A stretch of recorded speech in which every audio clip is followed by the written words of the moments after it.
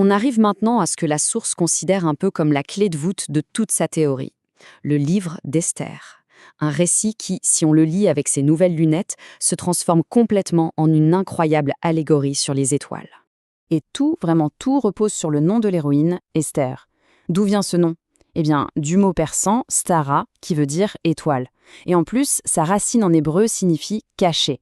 Alors pour l'auteur de la théorie, le calcul est vite fait, la conclusion est directe. Esther, le personnage, est littéralement l'étoile cachée. À partir de là, toute l'histoire devient une sorte de ballet cosmique. La reine Vashti, qui refuse de se montrer, est vue comme la lune, un astre qui n'a pas sa propre lumière.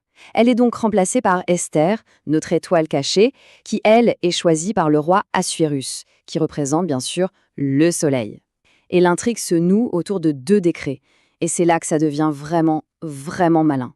Alors voilà, il y a un premier décret, impossible à annuler, comme une loi de la physique qui ordonne la destruction.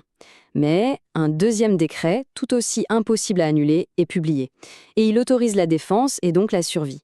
Pour la source, c'est l'image parfaite d'une transition cosmique. Cet instant incroyable où les lois de l'ancien système coexistent avec les lois du nouveau système qui est en train de naître. Et attention, parce que cette structure en duo, ce n'est pas juste une histoire de récit ancien.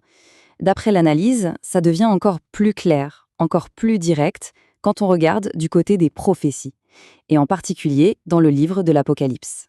Et là, franchement, on n'est presque plus dans la métaphore. Ça ressemble à une description.